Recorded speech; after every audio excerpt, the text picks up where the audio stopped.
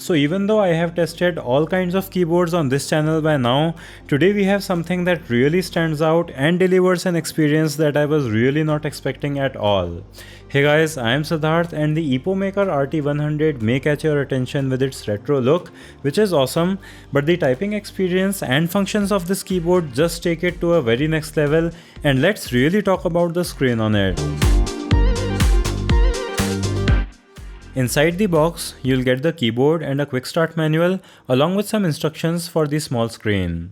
Then you'll get a combined keycap remover and key switch puller, and then we have the coolest USB-C cable that I have seen with a very retro look, and it even has an LED that lights up when you plug it in. Finally, there's the small LCD screen which looks like an old monitor. You can remove the cap on this section of the keyboard to reveal the storage space for the 2.4 GHz receiver, and here you will also find a USB-C port where you can insert this screen. While this may look like a very old keyboard, you actually get all kinds of connectivity options here. So you of course have a removable wired connection with one of the USB ports on the keyboard, then you have 2.4 GHz wireless option, and finally you also have Bluetooth connectivity, and you can connect and switch between up to 3 Bluetooth devices. The way this keyboard works actually allows you to connect two separate computers on wired and wireless, and you can easily switch between any of these 5 connections, so that really makes it very versatile. It has a 5000 mAh rechargeable battery to power it in wireless modes, and it should last for really long if you don't keep the RGB on, as the size of the battery is quite big. The retro-inspired design looks totally amazing on the RT100. It feels really authentic, and I really like the big font that we have here. This is a 97 key keyboard which kind of has a compact full-sized layout, and personally I am a big fan of this because it lets you have the number pad while also making the keyboard more compact. The overall build quality of the keyboard and the finishing on the keycaps and its body also feels very premium, and there are 2 sets of rubberized feet underneath that allow you to set it up at different heights. Now I am coming to this from a low profile keyboard, so I had to order a wooden wrist rest separately with it, and it made it very comfortable for me to use it, but if you are used to regular height keyboards you may not need a wrist rest. The keyboard does have RGB lighting, but the keys are not translucent, so they do not let any light shine through them. This can kind of suck for you depending on how much you need RGB, but I think that they included this option because this is a customizable keyboard and you can use any of the other keycap sets for the RGB. If you do choose to get a replacement set, you may find it a bit difficult to get some keycaps like the right control replaced, as they are not of standard size, but other than that, I really love how the keys look and feel. They have a really nice rounded shape and they feel great to touch with their soft texture. This is also a keyboard with hotswappable key switches with support for 5-pin layout for compatibility with both 3 and 5-pin switches. This also makes it super easy to replace a faulty switch if any of them starts malfunctioning, and you can also mix and match switches if you are a psychopath who likes inconsistencies in life. Now you can select between a variety of switches with this keyboard when you buy it, including Gateron Pros, but Epomaker also makes their own key switches, so I went with something they call a sea salt silent switch, and I am completely blown away by how amazing it is.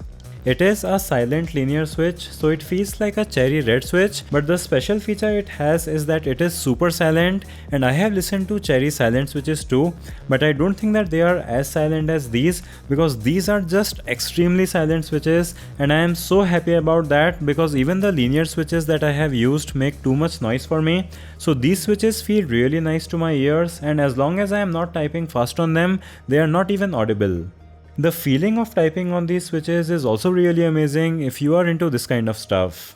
The landing is very soft and it feels like there is some rubber pad underneath that softly catches the key when you press it down, and it just feels really comfortable to bottom these keys out. Here's a sound demo so you can also check it out.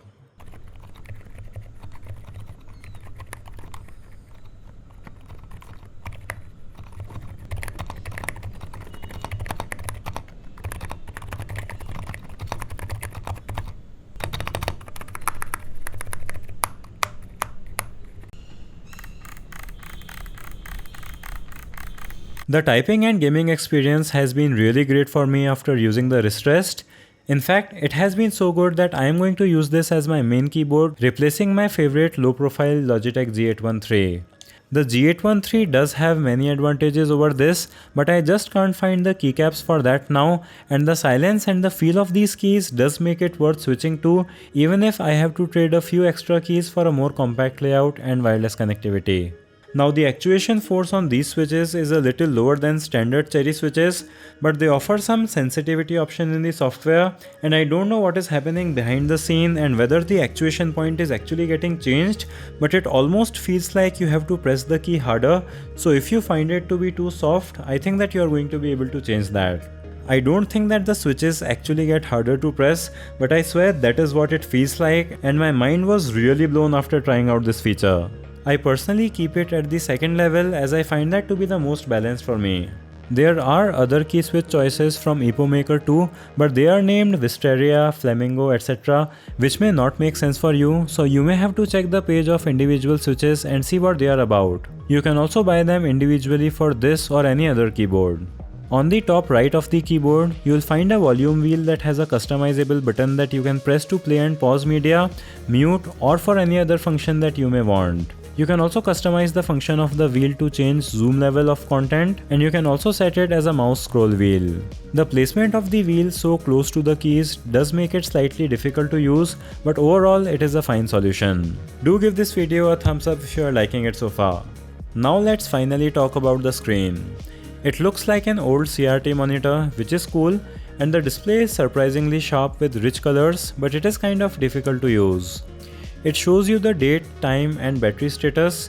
It can show you which connection it is using, and you can even monitor your CPU usage and see the temperature of your city here. The date does stay synced, but the weather information and CPU usage function doesn't keep working until you set it up every time in the software. The date and time is useful to have if you're gaming on full screen, but the layout here is fixed and two of the functions have to be set up every time. What works better are the images and the GIFs that you can upload on the screen. You can draw them yourself or select a picture, and you can even browse for user uploaded GIFs in their software. I set this MS-DOS image that I think fits the theme of this keyboard amazingly well, but I would have preferred if we could make the other information bigger or change the layout. The screen also kind of hangs out awkwardly in the corner of the keyboard, so even though I don't think that the screen is useless, I think that if they fixed the issues with it, it would have been better, so I really think that they should try it as the screen and the keyboard does support firmware updates.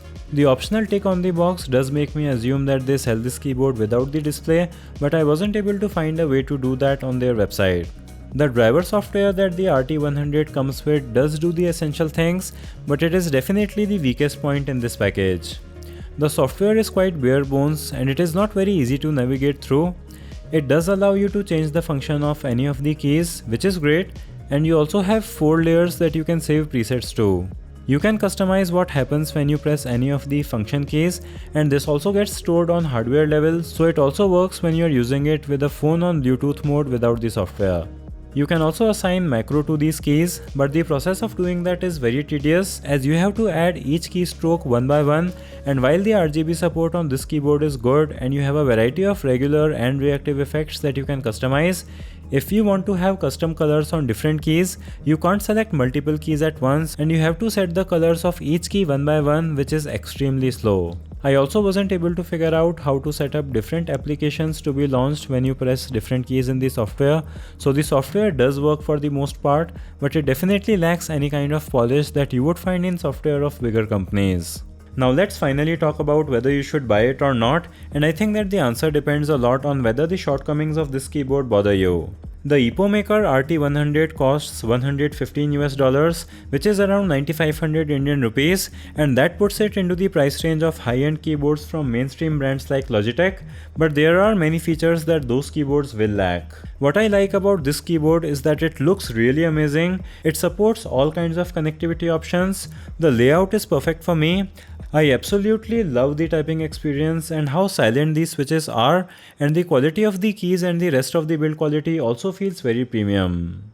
This also features hotswappable mechanical switches, which is a feature that very few keyboards from mainstream brands have.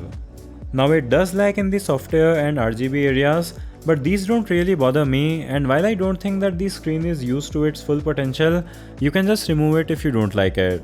So with all that in mind, I do think that the Epomaker RT100 is a good value for money, even if it may not be a perfect product. As I said that I am going to be using this as my main keyboard over my other keyboards from HyperX and Logitech, which were more polished in the software and some other areas. I will link to Amazon US links in the description, but other countries like India may have to buy it from Epomaker website, and so you must be curious about the custom charges.